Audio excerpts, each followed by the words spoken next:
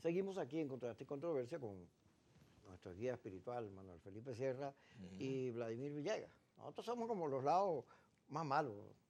El señor Manuel Felipe es como el lado sabio, El ilustre, equilibrio y el la equilibrio. ilustración Y hablando de equilibrio, fíjate, la lectura que hay que darle a los conflictos del continente en Venezuela tiene que ser muy sensata, muy sensata. Porque si nos ponemos a jugar, tanto gobierno como oposición, en lecturas distintas de lo que está ocurriendo, podemos terminar peor de lo que estamos ahorita. Porque, caramba, la presión que tiene la gente para vivir en Venezuela, el tema económico, se nos fueron los hijos, los dolores, las realidades, las calles destruidas, no hay agua, todo eso puede cualquier cosa conducir, sabrá Dios a dónde. Entonces hay que buscar que en vez de que el país siga barranco para abajo, y uno no sabe dónde termina eso porque el barranco no tiene final, consigamos en la racionalidad política salidas que nos permitan resolver el conflicto, sin muerte, sin golpe de Estado, restituyendo la democracia, la constitución y la alternabilidad. Y eso sí, hay que ver bien cómo dejamos de vender eso de que la revolución para toda la vida, de que hay que seguir adelante, que no hay cambio, eso que dice, no, aquí no volverá nadie. No, no, no, tico, si el gobierno es malo, se va. Y si el gobierno es bueno, se queda, pero siempre en democracia. Si no hay democracia, y eso es lo que enseña Bolivia para mí, hay que ir a votar. Aquí que vengan otra vez los que están, no, hay que seguir el ejemplo de Bolivia, quemarlo todo, morderlos a todos, para no decir lo que quieren. Eso es mala lectura, estás leyendo mal. Porque si caes si sigues en la conflictividad, sabrá Dios hasta dónde nos va a llevar esto. Tú sabes que esta crisis que está viviendo América Latina, bueno, nace fundamentalmente en Venezuela, ya hace años, a partir del año 2002, 2003, cuando se realizaron las manifestaciones más grandes que se han registrado en América Latina y quizás en Europa. Incluso hay un estudio que los famosos indignados de Europa nunca llegaron a tener la cantidad de personas en las calles como en las manifestaciones acá. De aquí.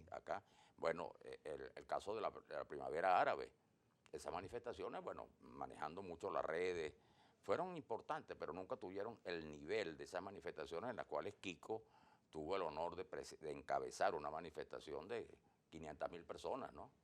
En esa época.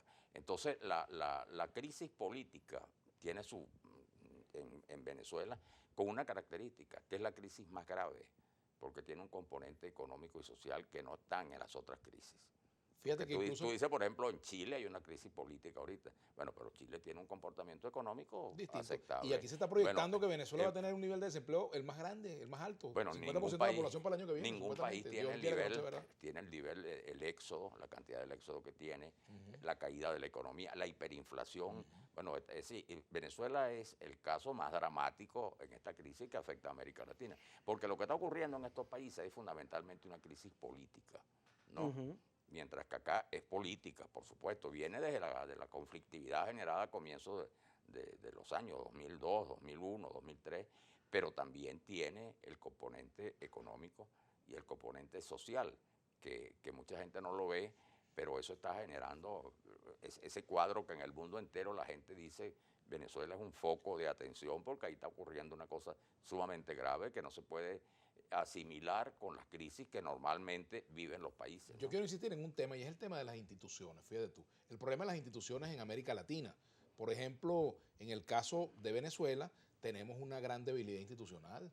Yo diría que hemos vivido un proceso de disolución institucional. No tenemos instituciones sólidas y mucho menos podemos hablar de instituciones realmente independientes entre sí, como tiene que ser en una democracia, es decir, los equilibrios de poderes no funcionan, bueno, y esa situación se reflejó en Bolivia con lo que está pasando. Es decir, cuando no se crean instituciones que puedan realmente controlar el ejercicio del poder, pues entonces las instituciones terminan hundiéndose cuando hay crisis política.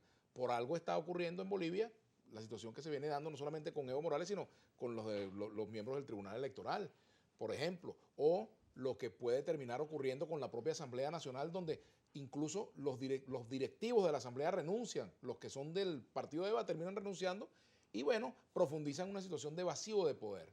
Yo revisaría, que es muy Vladimir, grave, ¿no? fíjate, yo revisaría algo que Teodoro Pekov decía, que por cierto vi el programa del domingo donde Manuel En biografía. explica la personalidad de Teodoro Pekov. Y aparezco yo echando unos cuentos ahí también. Fíjate que es que Teodoro decía que en Latinoamérica tú puedes hacer una revolución a favor o sin los Estados Unidos, pero nunca en contra. Porque hacer un proceso de cambio sin los Estados Unidos, o sea, con el discurso antiimperialista, eso es muy difícil en la historia. De manera que creo que el gobierno debería aprovechar y replantearse Bueno, Cuba el tema. lo hizo sin Estados Unidos, Sí, pero a un costo que ya pero sabemos. los costos han sido los costos sociales y políticos. Yo creo que la izquierda debería replantearse el tema. Dos temas para la izquierda. El tema de la democracia. Ujú. Estos señores que se agarran y se chufan en la silla y se ponen en tierra y no quieren dejar los gobiernos. Y el tema de las relaciones con los Estados Unidos. Para salirnos de este atolladero en el que nos hemos metido, que ha producido toda esta inestabilidad, que además tú no le ves, tú antes decías, bueno, Venezuela que está metido en 20 años de crisis de y no hay manera, pero ahora resulta que todo el mundo se contagió de la misma inestabilidad. Puede que en el fondo sea que necesitas una concertación entre derecha e izquierda, un acuerdo político para darle Bueno, ahí está lo de España. sostenibilidad. Fíjate lo que está pasando en España. El Partido Socialista Obrero Español, el PSOE, gobernando en este momento, pues, ¿cómo se define la izquierda? Somos la izquierda, dice el PSOE. ¿Por qué? Por frente al crecimiento De la derecha. de la derecha. Y entonces pones a bailar en un tucero, para decirlo popularmente, a los factores que son, digamos, un poco de centro. Lo que le pasó a Ciudadanos, por ejemplo. Sí, bueno, Ciudadanos, bueno, mira. que era un gran partido. Rodó. Pero este Rodó. Bosque es un partido franquista, derechista, bolsonarista, diría yo. Oye, de una derecha muy dura, ¿no? Pero ese problema también de América Latina, aparte de los problemas estructurales, ¿no? Las crisis económicas, tiene mucho que ver también, en este caso, con la política de Trump. Trump cuando reivindica, ¿no?, la doctrina Monroe, que tradicionalmente provocaba reacciones que se llamaban antiimperialistas, modifica un poco el nivel de las relaciones de Estados Unidos con América Latina, que con cambios, con sesgos, unos más radicales, otros se venía manteniendo y que garantizaba, digamos, un flujo diplomático normal. Pero la política de Trump, y lo confiesa, pues, es abiertamente Anticomunista. y injerencista, ¿no? De alguna manera. Entonces, bueno, eso provoca también en estos países una reacción. Vladimir, que es, ¿cómo te digo?, militante de los derechos humanos. Fíjate, un caso que me tiene preocupado, yo lo voy a ver qué opinión me da. Y vamos discutiendo, ¿no? El concejal Rada, denuncia Voluntad Popular, fue asesinado en unas condiciones vinculadas a la política. El 6CPC investiga y descubre un romance, un problema entre el señor que vivía con la examante del concejal y que le pegó un tiro, lo mató. Y están detenidos. Sí.